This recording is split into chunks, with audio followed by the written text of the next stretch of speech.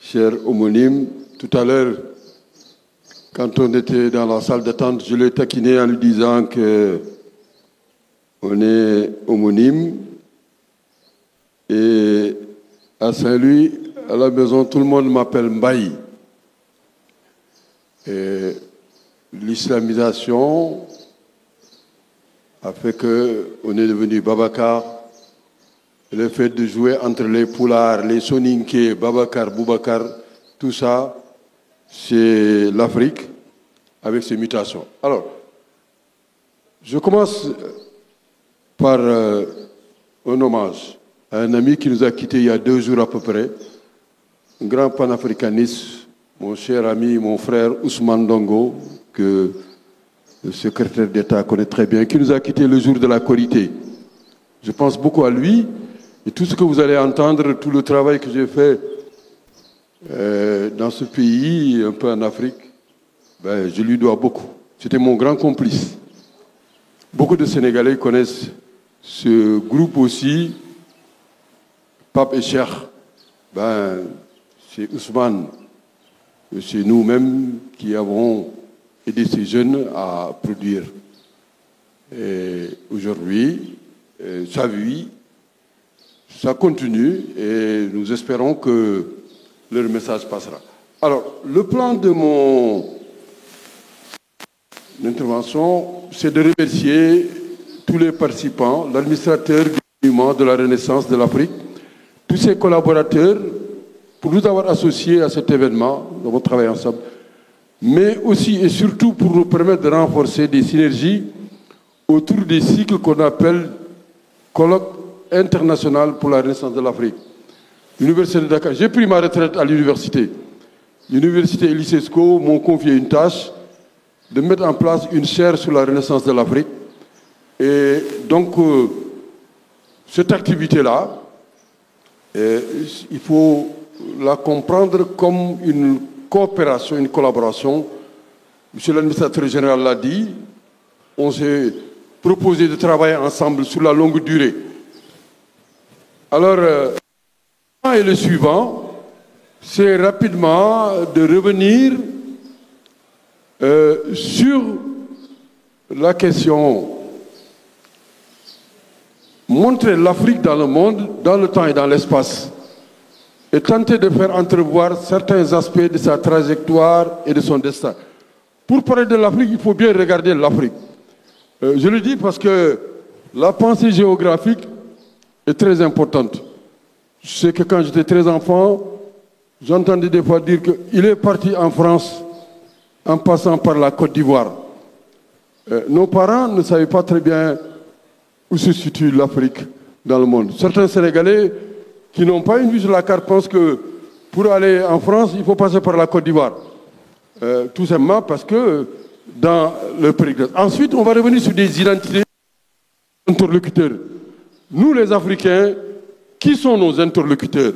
Troisièmement, certains chantiers, des pistes sous forme de recommandations pour le suivi et l'efficacité.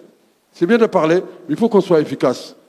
Et tout à l'heure, on s'est taquiné, on dit que nous, les Africains, des fois, on a un problème en matière d'efficacité.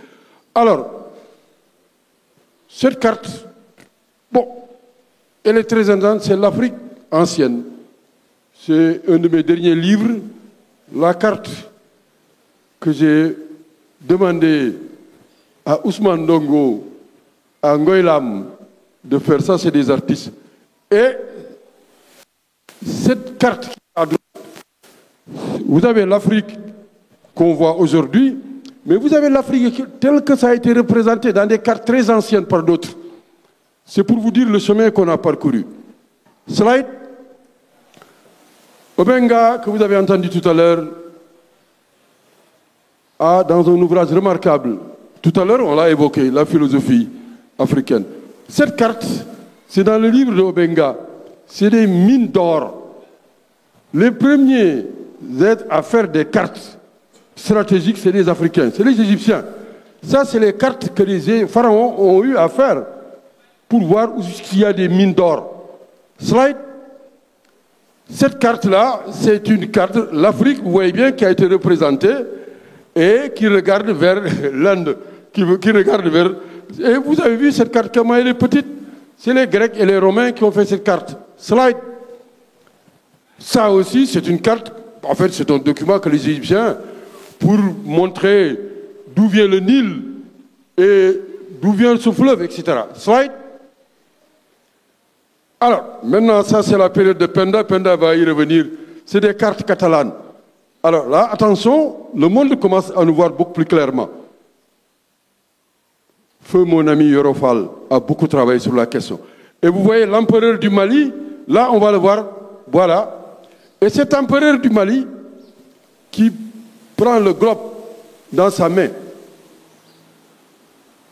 cette Afrique-là, ce n'est pas l'Afrique d'aujourd'hui. Voilà la présentation de l'Afrique avec ses proportions réelles.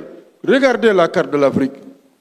Et là, vous avez à droite également ce qu'on peut mettre dans le continent africain. Vous avez la Chine, l'URSS, tout ça, ils sont on peut les contenir. Hein. Les États-Unis, n'en parlons même pas. Ça, c'est ce qu'on appelle la projection Peters. C'est un Allemand. C'est une projection qui est différente de la projection que vous voyez dans vos cartes, la projection Mercator. Non, non, non. Voilà les réelles proportions de notre continent. Slide. L'essentiel, maintenant, comment on nous a appelés, Afrique, Libye, tout ça, je ne reviens pas. Moi, j'ai fait latin, j'ai fait grec, j'ai fait égyptien ancien. La plupart des noms qu'on donne au continent, des fois, même Senghor et Cheikh Anta, des fois, ils se sont un peu trompés. En pensant, d'ailleurs, ils ont dit que des fois, c'est mystérieux, on ne sait pas d'où ça vient. Ni le mot nègre, ni le mot Afrique ne sont des mots empruntés.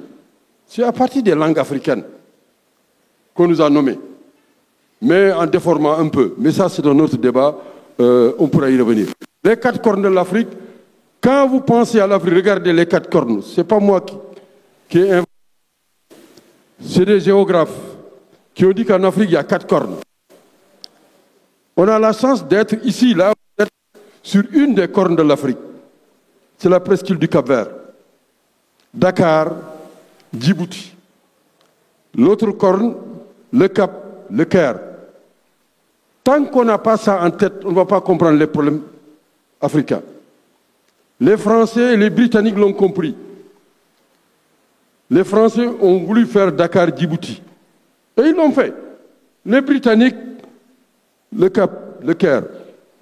Où est-ce qu'ils se sont rencontrés? Et il y a eu beaucoup de morts. Et parmi eux des Sénégalais. Ce qu'on appelle les tirailleurs. C'est à Fashoda, le Soudan. Slide. Bon, en Afrique, il y a des ventres durs et des ventres mous. Soudan, Niger, Monomotapa, Tchad, Congo. Congo avec S. Oui, le Congo, le grand Congo, ce n'est pas le Congo tel qu'on l'a aujourd'hui. Des pays comme l'Angola, tout ça.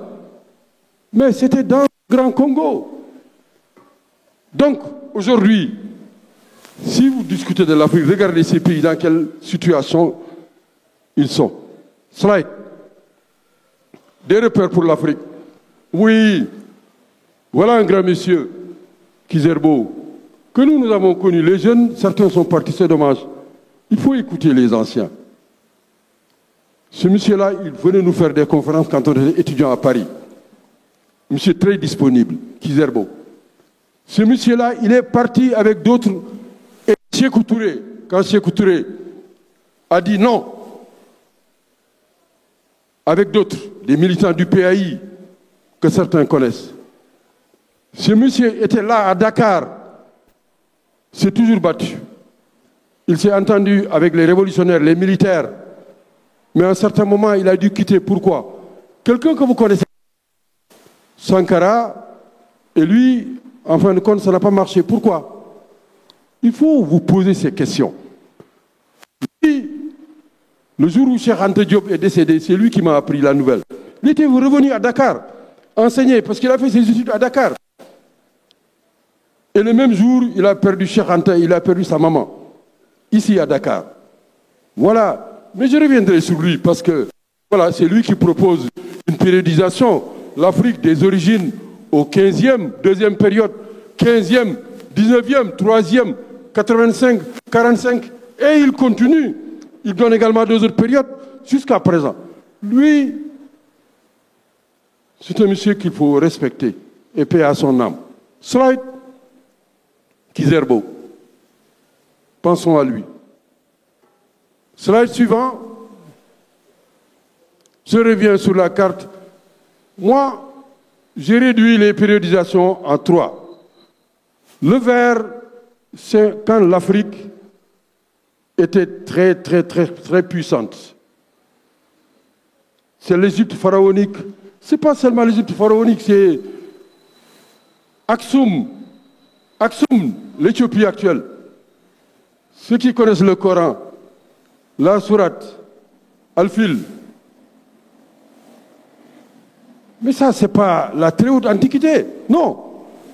Bref, on a parlé de l'Afrique et je rappelle ce travail, la revue Diogène. En 1998, il restait 2 ans pour atteindre le prochain millénaire.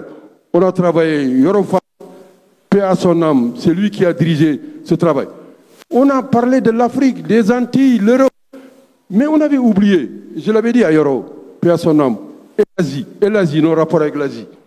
On a beaucoup parlé de nos rapports avec l'Occident. Slide. Et ce numéro, Diogène, nous a permis de parler de l'Afrique. Comment elle devait affronter. Slide rapidement, ce que j'ai promis. J'avais fait une contribution où je disais que les civilisations africaines, nous sommes entre les vents d'Est et les vents d'Ouest. Si on veut sur notre destin, il ne faut pas seulement regarder à l'Ouest, il faut regarder à l'Est. Slide. Et j'avais résumé, aussi bien en français qu'en Wolof, les défis que nous avons. Je ne reviens pas là-dessus. Les amis qui veulent peuvent lire. Il y a eu de très bonnes contributions. Slide. Voilà la tendance générale. Alors, quelle est la tendance générale de l'Afrique? Je l'ai dit tout à l'heure, mais c'est dans ce travail dédié à un grand Africain, Abdoulaye Ly. Si vous voulez comprendre l'Afrique dans la mondialisation, la traite négrière, comment ça a été fait, et surtout ici au Sénégal. Si vous voulez comprendre tout ce débat sur les mercenaires, sur Tcharoy, il faut lire ce monsieur-là. Parce que lui, et c'est dans ces mélanges, dans ce travail dédié à Abdoulaye Ly, que j'ai rappelé un certain nombre de choses. La tendance dominante de l'Afrique, vous savez qu'est-ce qu'il a dit? C'est celui qui a créé l'histoire et la géographie. On l'appelle Hérodote. Il fait dire, du moins à un des personnages, qu'il faut remercier le bon Dieu de n'avoir pas inculqué aux Africains cette soif d'aller conquérir d'autres. Ça, ce n'est pas un Africain qui l'a dit, c'est Hérodote qui fait dire ça. Donc, la tendance générale, c'est que nous, on n'a pas été trop portés vers l'extérieur. Un peu de bémol. Des pharaons sont allés en Asie. Si vous allez à Istanbul, si vous allez dans certains endroits, vous allez voir que les Africains, on les a vus des fois avec leur armée. Bon, un empereur Bakary II, on dit qu'il a tenté. Mais d'une manière générale, ce sont les Européens, les Asiatiques, qui sont beaucoup plus revenus sur ce continent. Et c'est maintenant que nous avons les good people, les Africains qui veulent aller à l'espace. Donc, cette tendance-là, il faut avoir cela. Alors, Kizerbo dit ceci, encore, il faut des éléments de perspective. L'Afrique n'est pas perdue, mais il y a 3 choses à régler. La base socioculturelle, la base économique et bien entendu la base politique, les États de droit. Voilà les 3 défis. Donc là aussi, je pense qu'on peut passer à la question de l'intégration africaine. Je vais passer à ma conclusion, parce que j'avais promis d'être très bref. Je signale, ça c'est la... Mais Montrez-moi les deux ouvrages que je donne, surtout aux étudiants, à lire. Slide. Ces deux collègues, non, revenez sur les deux ouvrages. L'ouvrage de Latsuka Bembou, professeur de géographie, Géopolitique, une grammaire pour comprendre les crises et les conflits. Il revient sur les conflits actuels. Ce livre, vous pouvez le trouver aux presses universitaires de Dakar.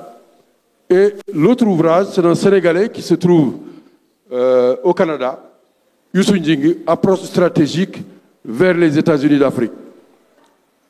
Il propose des choses très pratiques et je pense que le temps ne nous permet pas d'insister et j'espère qu'un jour, dans le cadre des cycles de conférences, on va les inviter, ils habitent là et je conclus par ce que j'appelle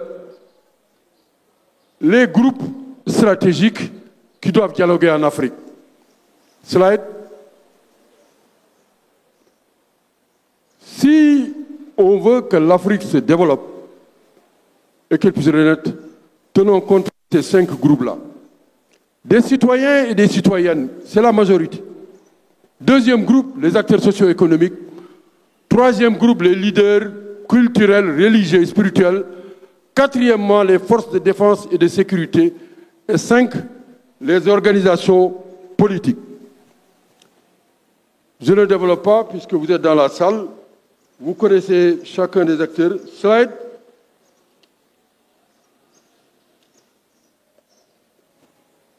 Le Sénégal, parce que j'ai donné comme sous-titre l'Afrique dans le monde, mais le Sénégal en Afrique. Notre cher Sénégal. Les Sénégalais, en plus du monument que vous avez vu, je ne vais pas donner tout ce que je sais du monument. Le concepteur, Ousmane Sow.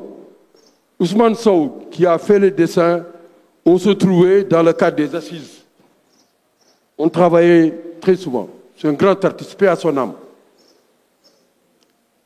La piste que les Sénégalais doivent vendre ailleurs, c'est l'expérience des assises nationales 2008-2009 au Sénégal, éclairée par le professeur Amadou Mokhtar Mbow, qui a dit l'UNESCO. Le passé, le présent, l'avenir. Les égyptologues et Théophile Obenga, s'ils nous écoutent, ils seraient contents d'entendre le Khéper. Khéper, c'est le devenir. C'est des étapes dans le mouvement des peuples. Troisième chose, il faut s'asseoir près de l'arbre à palabres. En Wolof, dañu war toog ci keppaar gi. Mais attention, toog ci keppaar ne signifie pas oisiveté. Il faut mettre l'Institut des assises pour chaque pays. L'Institut des assises nationales, mais le texte existe après les assises. Il y a une semaine, Penda Mbow était devant moi et Mamadou Lamine Loum était à ma droite. C'était pour prier en faveur du doyen Amadou Mokhtar Mbow. Il y a juste une semaine. Le hasard a voulu que je leur reparle des assises et de l'Institut des assises. Ce processus a été sabordé, malheureusement. Mais ça, les Sénégalais doivent vendre ça un peu partout en Afrique. Il faut mettre en place, pour ce qui est de l'Afrique, l'Institut fédéral. Il faut qu'en Afrique, monsieur l'administrateur, il faut qu'un institut pour fédérer les énergies en Afrique. Régulièrement, qu'on voit les difficultés et qu'on avance. Tant qu'on ne fera pas ça, on n'avancera pas. Je conclus en Wolof. Nañu takku, nañu manko. Ndaxte jamono ji neexul. Géej gi mi ngi sàmbaraax. Dof yi bare nañu. Dof yi jiite réew ci àdduna bi mën nañu taal àdduna bi sunu gaal seen gaal ñoom fa mu nar a teer wolof Njaay nee na du neex mbokk yi gaalu dof fa muy teere du neex mbokk yi ñun ñi bëgg lu baax yéene lu baax lu ñu amal njariñ ñi ci ëpp ci àdduna nañu jóg gëstu liggéey ak tabax. Mon dernier mot, les institutions doivent s'assurer que des groupes organiques sensibles soient représentés au Sénégal ou ailleurs. Si en Afrique, il n'y a pas des institutions où il y a des universitaires conscients, engagés, où il n'y a pas des jeunes, où il n'y a pas des femmes, en quantité et en qualité, rien ne changera. Merci, vous tous. Bonne fête du 3 avril, fête de l'indépendance, mais fête de la souveraineté et de la créativité. Mon dernier mot, je suis optimiste. Vous savez pourquoi? Que la semaine prochaine, les étudiants de l'Université de Dakar vont lancer le Festival du cinéma africain. Festival du cinéma étudiant. Je suis optimiste parce que Penda et moi, nous sommes invités la semaine prochaine dans le cadre d'une réflexion de la Fondation Kofi Annan. L'Afrique bouge. Elle bougera. Je vous remercie.